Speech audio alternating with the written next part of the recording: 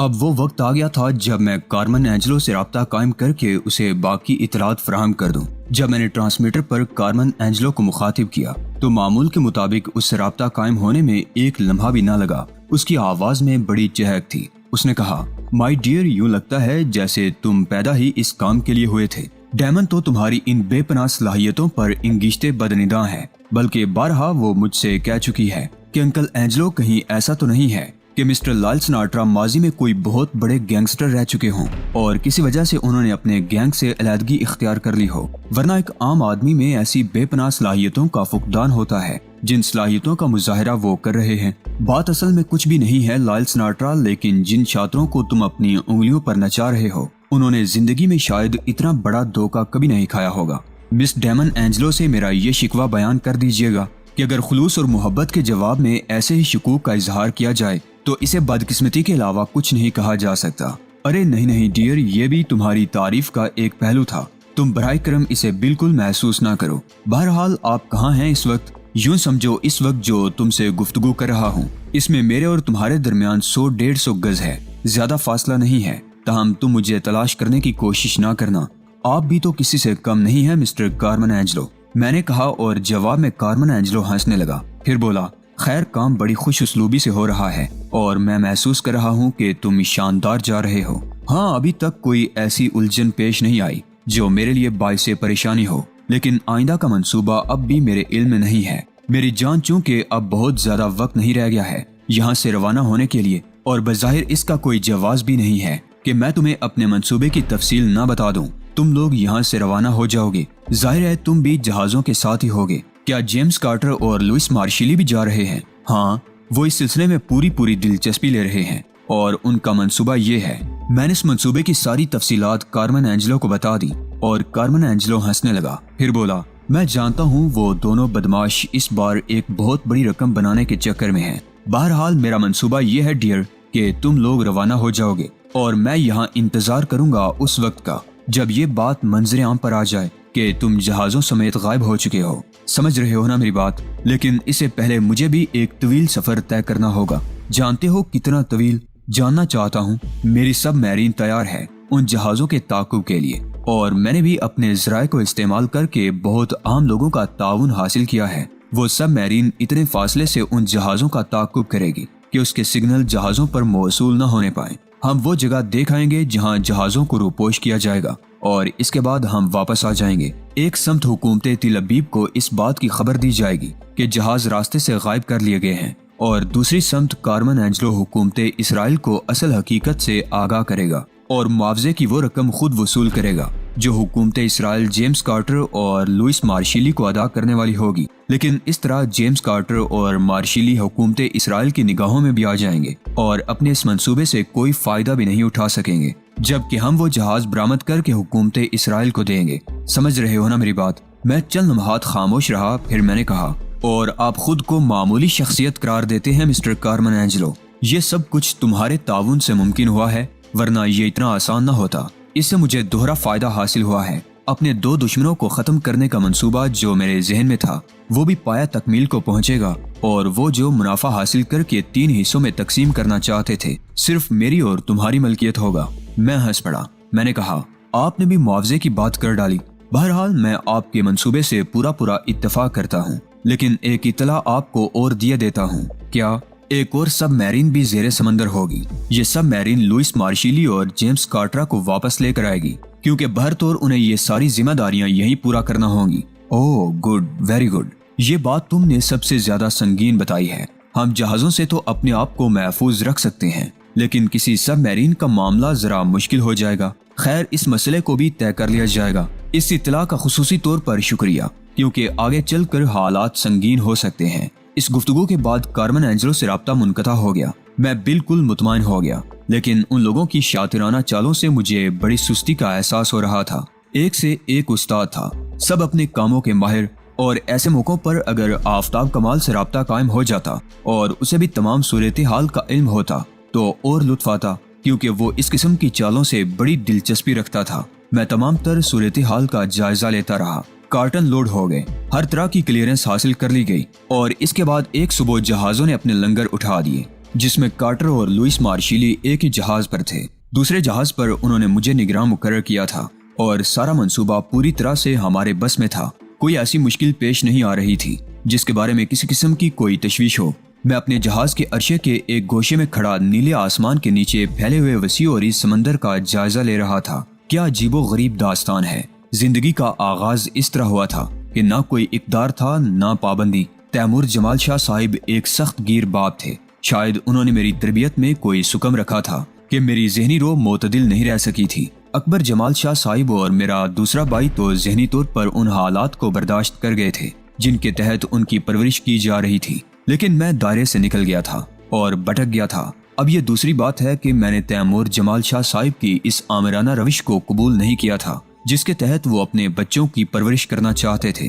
پتہ نہیں بات کب سے بگڑی، لیکن حواس سنبھالنے کے بعد آج تک یا آج تک نہ صحیح، کم از کم اس وقت تک جب تک کہ میں تیمور جمال شاہ صاحب کی تحویل میں رہا، میں نے یہی محسوس کیا تھا کہ تیمور جمال شاہ صاحب آمرانہ فطرت کے مالک ہیں۔ وہ اپنی ہر بات کے جواب میں صرف ہاں کے خواہش مند ہیں اور جہاں ان سے اختلاف کیا گیا ان کا پارا چڑھ جاتا ہے۔ وہ انسان نہیں غلام دیکھنا چاہتے ہیں۔ اب یہ الگ بات ہے کہ بعض لوگوں میں غلامانہ فطرت ہی نہیں ہوتی، جن میں بھی سر فہرست ہوں۔ بے شک حالات نے مجھے بہت سے معاملوں میں تعاون کرنا سکھا دیا تھا، لیکن اب بھی میں یہ محسوس کرتا تھا کبھی کبھی کہ اگر کوئی ایسا مسئلہ ٹکرا جائے جس میں غلطی پر ہوں اور کوئی اور صحیح راستے پر ہو لیکن میرا ذہن اسے قبول نہ کر پائے، تو پھر کوئی مائی کا لال ایسا نہیں ہے جو مجھ سے میری ناپسندیدہ بات منوا سکے۔ ایک مزاج بن چکا تھا، اسی طرح جی سکتا تھا۔ اگر راستے بدل کر گوشہ نشین ہو جاؤں تو جینا مشکل ہو جائے۔ کبھی کبھی ذہن گرد آلود ہو جاتا تھا اور ان لمحات میں خود کو سنبھالنا مشکل ہو جاتا تھا۔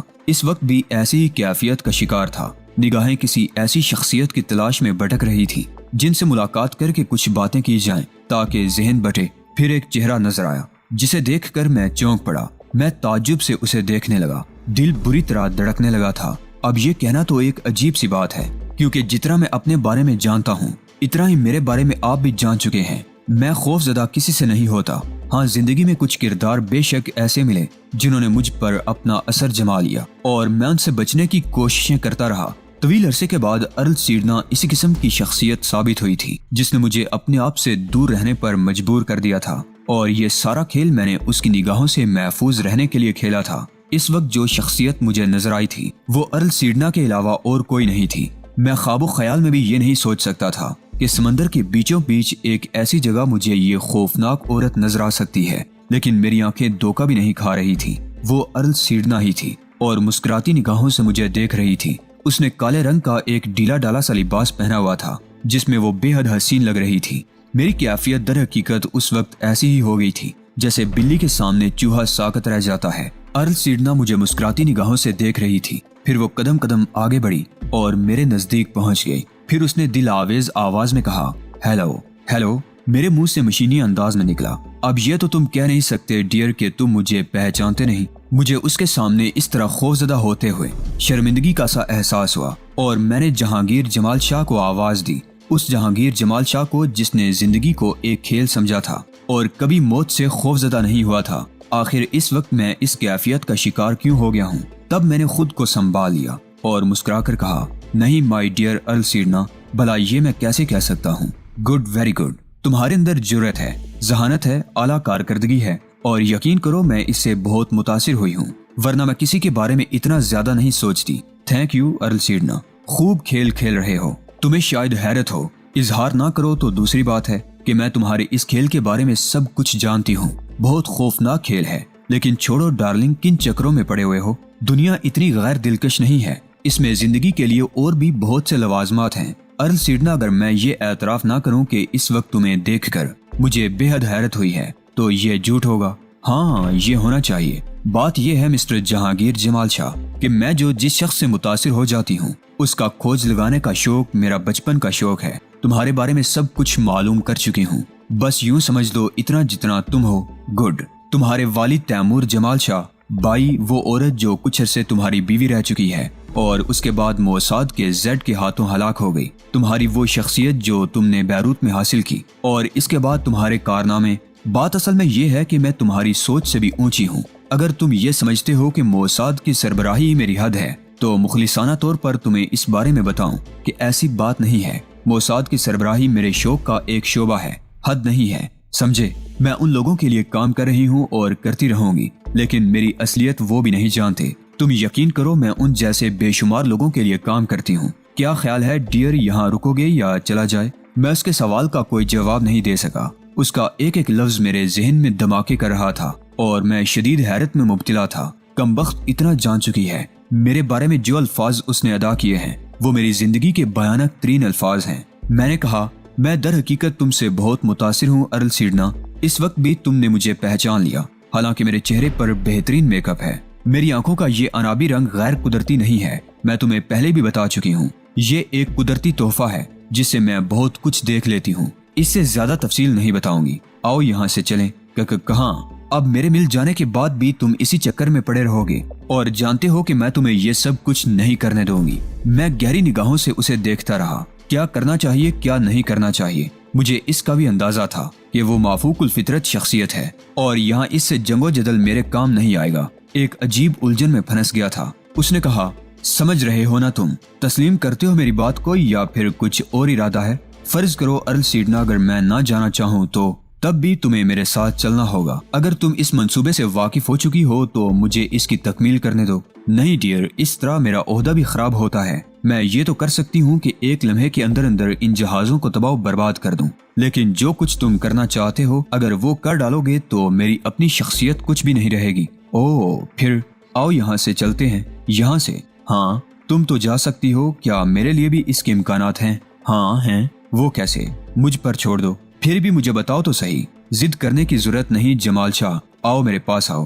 سوری، میں چاہتا ہوں کہ تم اپنے ذرائع سے مجھے لے چلو۔ اوکے، اس نے کہا اور دونوں ہاتھ سامنے کر دیے۔ اچانک ہی میں نے اس کی انگلیوں سے لکیر سا دھواں خارج ہوتے ہوئے دیکھا، ہلکا سا دھواں جس کا کوئی رنگ نہیں تھا، بس ایک احساس کی مانند وہ میرے جسم کے گرد چھا گیا اور میں دھوئیں کے حصار میں قید ہو گیا۔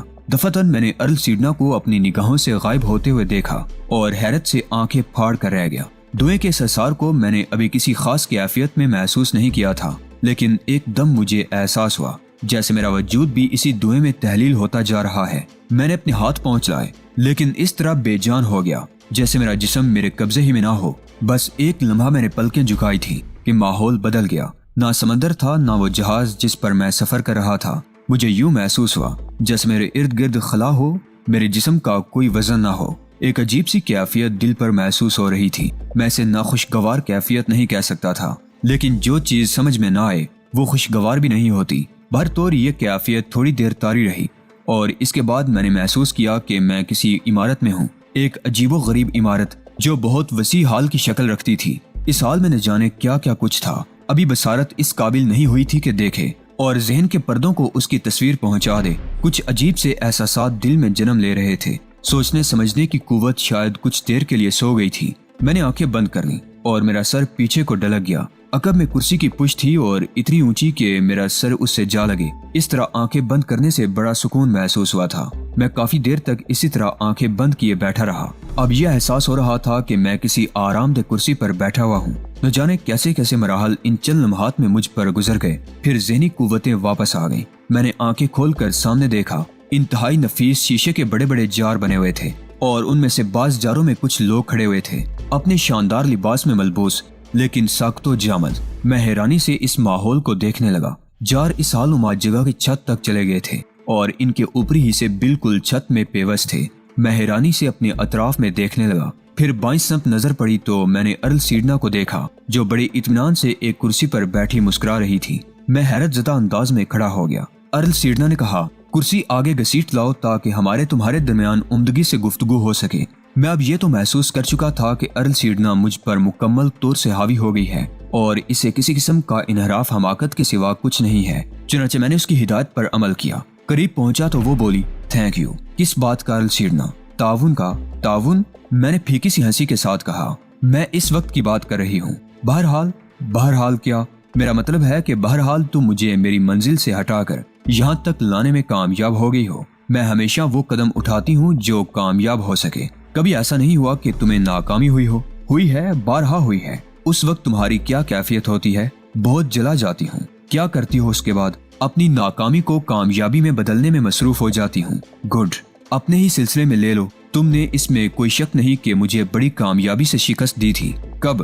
جانے دو، ان باتوں کی یاد دلاؤ گے تو موڈ آف ہو جائے گا۔ خیر، یہ الفاظ میرے لیے اعزاز ہیں۔ نہیں، اب میں نے تمہارا وہ اعزاز چھین لیا ہے۔ ہاں، مجھے اس کا احساس ہے۔ نہیں جہانگیر جمال شاہ، یہ غلط بات ہے۔ کیا تم فوراً ہی ہتھیار ڈال دیتے ہو؟ میرا بھی ایک مزاج ہے ارل سیڈنا۔ اگر تم مجھ سے اتنی زیادہ واقفیت کا اظہار کرتی ہو تو میرے مزاج سے بھی آشنائی ہوگی تمہیں۔ بتا دو، جب کوئی بات میری سمجھ میں نہیں آتی اور میں یہ محسوس کرتا ہوں کہ دوسرا مجھ پر سبقت حاصل کر چکا ہے تو اسے تسلیم کر لیتا ہوں۔ خیر، یہ بات اچھی بات ہے، بلکہ یوں سمجھ لو کہ یہ بات دوستی کی بنیاد ہی بن جاتی ہے۔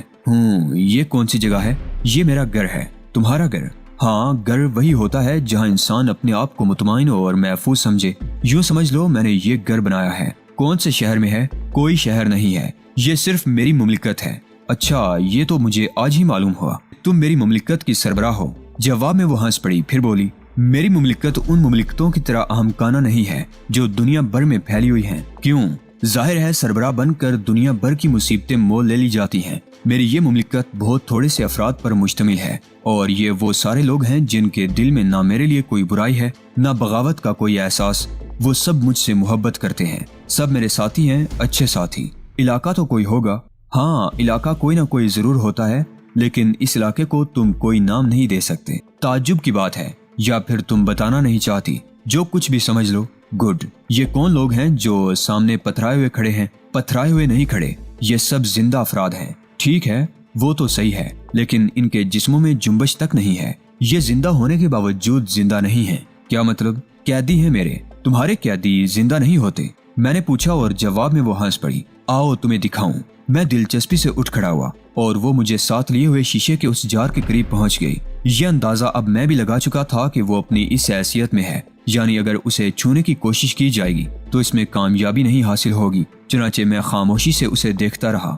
جار کے قریب پہنچ کر اس نے کہا، یہ میٹل فرنانڈس ہے، دنیا کا بہت بڑا مجرم، بڑی عجیب و غریب صفات کا مالک۔ یہ ہیروس ہے، یہ گاگن، یہ بیزینو، یہ تمام کے تمام وہ لوگ ہیں جو اپنا ایک نام رکھتے تھے یا رکھتے ہیں۔ یہ اب بھی دنیا کے مختلف گوشوں میں موجود ہیں، لیکن اپنی حیثیت سے بالکل الگ ہو کر۔ میں نے انہیں اپنا قیدی بنا لیا ہے اور ان کا عکس اس دنیا میں بیچ دیا ہے، لیکن وہ اپنی ذات سے اتنے مختلف ہو گئے ہیں۔ تمہیں ہنسی آئے گی اس بات پر کہ یہ باربینو نامی شخص، میرا مطلب ہے یہ جو اس جار میں موجود ہے، پہلے ایک بہت بڑا مجرم تھا، لیکن اس وقت یہ ایک چرچ کا پادری ہے اور وہاں انسانیت کا درس دیتا ہے۔ کیا تمہاری بات میری سمجھ میں آ رہی ہے؟ میں نے سوال کیا اور وہ ہنس پڑی۔ نہیں آ رہی ہوگی، پھر تم وہ الفاظ کیوں کہہ رہی ہو جو میری سمجھ میں نہ آ رہے ہوں؟ سمجھانے کا بھی ایک طریقہ ہوتا ہے، لیکن اس طریقے سے مجھے فائدہ حاصل نہیں ہو رہا۔ ہو جائے گا، جلد بازی کسی بھی چیز میں اچھی نہیں ہوتی۔ تم کہتی ہو کہ یہ تمہارے قیدی ہیں، اور تم یہ بھی کہتی ہو کہ یہ اس دنیا میں آزادانہ طور پر پھر رہے ہیں۔ ہاں، یہی میرا فن ہے، یہ میری خوبی ہے، یہ میرا طریقہ کار ہے، میرا تجربہ ہے، میری سائنس ہے۔ یعنی بتاتی ہوں تمہیں، یہ میرے مخالف رہ چکے ہیں اور انہوں نے مجھ پر کاری ضربیں لگائی ہیں۔ جہاں میرے ذہن پر کاری ضرب لگتی ہے وہیں میری توجہ ہو جاتی ہے، ورنہ عام لوگوں کو میں لفٹ نہیں دیتی جیسے تم۔ اوہ ہاں، تو پھر آگے تو بتاؤ، آگے کیا ہوا؟ آگے یہ ہوا کہ ان لوگوں کو اس طرح یہاں لے آئی جس طرح تمہیں لائی ہوں۔ اوہ پھر؟ اور میں نے انہیں یہاں قید کر دیا۔ تو پھر یہ دنیا میں کیسے چلے گئے؟ دنیا میں تمہیں اس کا علم ابھی ہو جائے گا، میں تمہیں بتا دیتی ہوں۔